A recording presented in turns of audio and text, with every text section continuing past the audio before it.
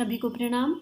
हम कर रहे हैं ध्यान पुस्तक मैं क्या हूँ, एक श्रेष्ठ स्वाध्याय जो हमारे भीतर की दिव्यता का जागरण कर रहा है। आंखें सहजता से बंद करेंगे, भावना करेंगे कि करोड़ों की संख्या में ये साधना, इसकी वाइब्रेशन, इसका चिंतन लोगों तक, परिजनों तक पहुंच रहा है और हर किसी के भीतर की दिव्यता का जागरण हो रहा है। हर कोई अपने वास्तविक स्वरूप को अनुभव कर पा रहा है, समझ पा रहा है। सभी के ऊपर गुरु तत्व का प्रेम, उनकी कृपा अनवरत बरस रही है। इसी भावना के साथ एक गायत्री मंत्र अपने हृदय में प्रेम का प्रकाश अनुभव कीजिए। हल्के पिंक कलर की लाइट पूरे ब्रह्मांड में आपके हृदय से फैलती हुई और हर ओर आपके भीतर की दिव्यता का प्रकाश व्याप्त होता हुआ। ओम भूर्भुवः स्वः तत्सवितुर्वरेण्यं भर्गो देवस्य धीमहि धियो यो नः प्रचोदयात्। आइए ध्यान के क्रम को आगे बढ़ाएं। गुरुदेव ने पिछली बार समझाया कि हर चीज की अपनी एक वैल्यू है। मैं क्या हूँ जानने के लिए, अपने आत्म चेतना को अनुभव करने के लिए, प्राप्त करने के लिए हमें सतोगुण बढ़ाना पड़ेगा और प्राण शक्ति को ऊपर उठाना पड़ेगा। और सतोगुण बढ़ाने के लिए और प्राण शक्ति को ऊपर उठाने के लिए यज्ञ, तप, दान, व्रत, अनुष्ठान आदि की अपनी एक वैल्यू है, लेकिन वो पूर्णता नहीं है। हम यहाँ तक आकर मोस्टली रुक जाते हैं और हमें इन्हीं का अहंकार हो जाता है कि हम इतना तप करते हैं, हम इतना दान करते हैं, हम इतना संयम कर पा रहे हैं, हम तो अस्वाद खा लेते हैं, हम तो बिना भोजन के रह लेते हैं इतने दिन।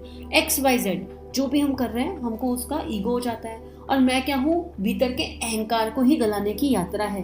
क्योंकि जब मुझे ये पता चल जाएगा कि मैं क्या हूँ, तो मैं हुई ही नहीं, तो मुझे दम्भ किस बात का होगा। गहरी बात है। मैं हुई ही नहीं, जो मैं खुद को जान रहा हूँ, समझ रहा हूँ, वो तो मैं हुई ही नहीं, तो मुझे दम भी नहीं रहेगा किसी बात का। गुरुदेव इसको बता रहे हैं आगे। आत्मदर्शन का यह अनुष्ठान साधकों को ऊंचा उठावेगा। इस अभ्यास के सहारे वे उस स्थान से ऊंचे उठ जाएंगे जहाँ की पहले खड़े थे। इस उच्च शिखर पर खड़े होकर वे देखेंगे कि दुनिया बहुत बड़ी है, मेरा बाहर बहुत बड़ा है, मेरा राज्य बहुत दूर तक फैला हुआ है। जबकि चिंता अब तक थी, उसकी चिंता अब मुझे करनी है। जितनी चिंता अब तक थी, उससे अधिक चिंता अब मुझे करनी है। वह सोचता था या सोचता है कि मैं पहले जिन वस्तुओं को देखता था उससे अधिक चीजें मेरी हैं। अब वह और ऊंची चोटी पर चढ़ता है कि मेरे पास कहीं इससे अधिक भी पूंजी तो नहीं है। जैसे जैसे ऊंचा चढ़ता है, वैसे वैसे ही उसे अपनी वस्तुएं अधिकाधिक प्रतीत होती जाती हैं और अंत में सर्वोच्च शिखर पर पहुंचकर जहां तक दृष्टि फैला सकता है, वहीं तक अपनी ही चीजें दिखाई पड़ती हैं। अब तक उसे एक भाई, दो भाई, माँ बाप, 2 घोड़े, 10 नौकरों के पालन की चिंता थी। अब उसे हजारों गुने प्राणियों को पालने की चिंता होती है। यही अहम भाव का प्रसार है। दूसरे शब्दों में इसी को अहम भाव का नाश कहते हैं। बात एक ही है, फर्क सिर्फ कहने सुनने का है।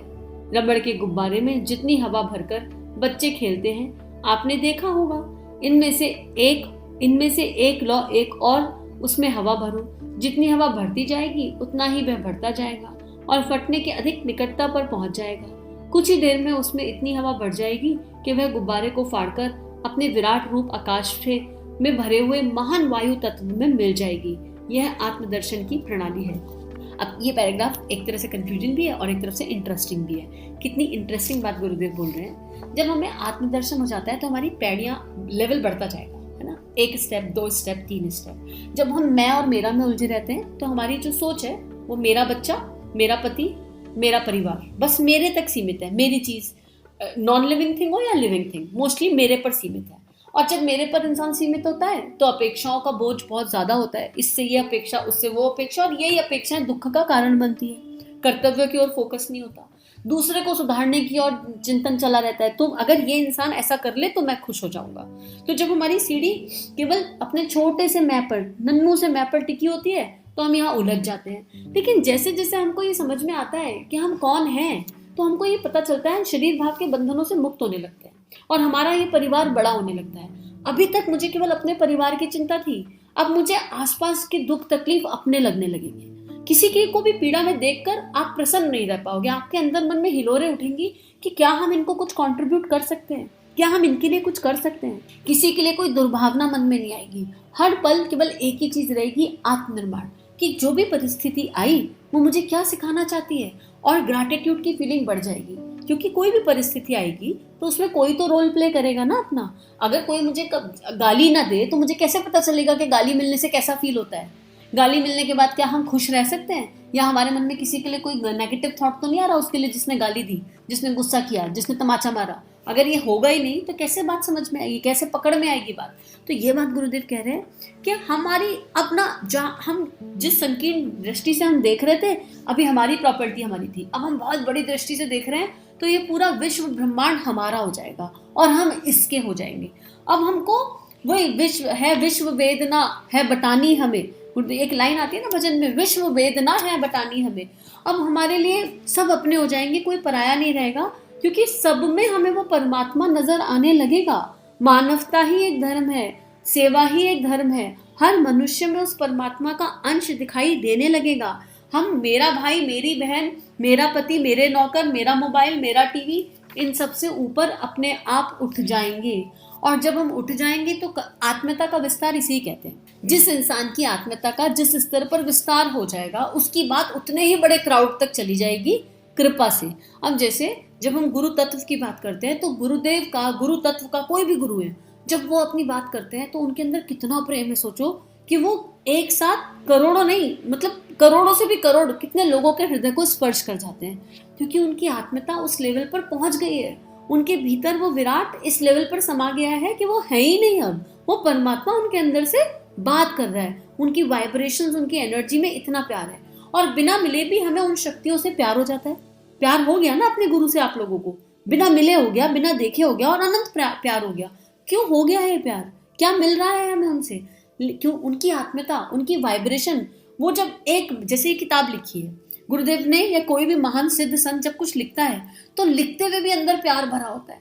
क्या प्यार? वाइब्रेशन कि है परमात्मा, अगर ये किताब, ये स्वाध्याय किसी तक चला जाए तो उसको जो उचित लगे वो दे देना, उस आत्मा का निर्माण करने में उसका सहयोग कर देना, उसकी संकल्प शक्ति बढ़ा देना।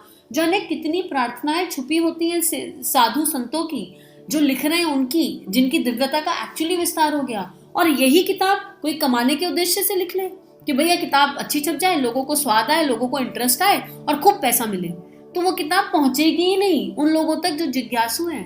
वो किताब उन लोगों तक जाएगी ही नहीं, वो किताब आपके अंतःकरण को उस लेवल पर स्पर्श नहीं कर पाएगी।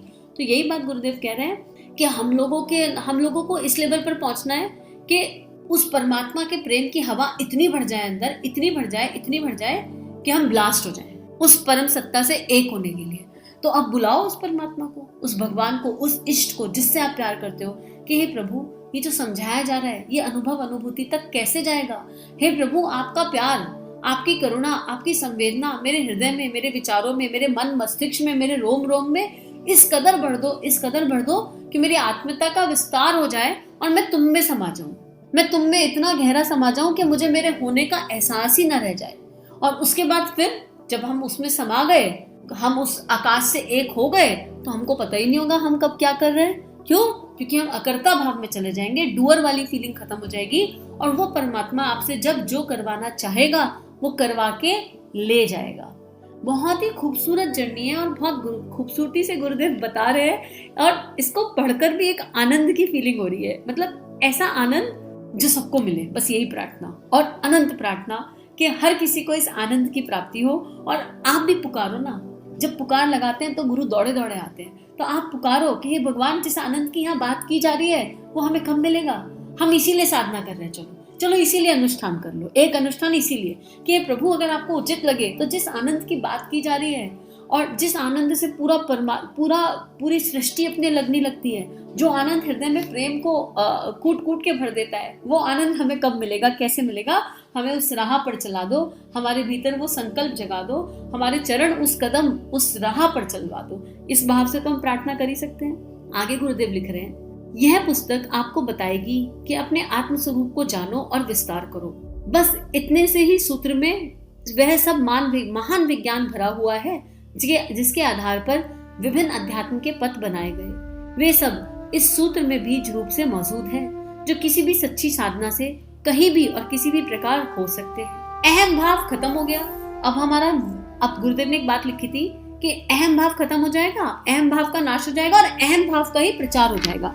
मतलब छोटे से मैं से बड़े से मैं की ओर की यात्रा। मैं क्या हूँ अहम ब्रह्मास्मिन, मैं वो हूँ, मैं सोहम, मैं वो हूँ। तो अभी हम अपने आप को मैं जान रहे हैं as an name, as a husband wife, as a relationship, as जो भी हमारा ऑफिस में रुतबा है, जो भी नेम फेम है, ये सब धारणाएं टूटेंगी और हमें पता चल जाएगा अरे मैं तो परमात्मा हूँ, मैं तो ब्रह्म हूँ, मैं तो सब कुछ हूँ, जो वो है वो मैं, और फिर मेरा ये छोटा मैं उस विराट मैं में मिल जाएगा। और यहीं से अध्यात्म की शुरुआत होती है। असल में यही शुरुआत है अध्यात्म की, और बाकी सब तो करना ही पड़ेगा, एक प्रोसेस है जिससे होकर जाना पड़ेगा।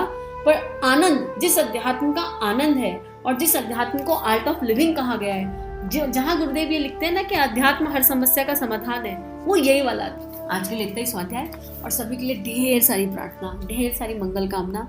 चलिए सब मिलकर सबके लिए प्रार्थना करते हैं, एक दूसरे के लिए प्रार्थना करते हैं कि जो भी इसको सुन रहे हैं उनके जीवन में ये प्रकाश आए, और जो नहीं सुन रहे हैं उन तक ये पहुंच जाए। बस इतनी प्रार्थना। सभी को बहुत बहुत आभार, सभी को बहुत बहुत धन्यवाद।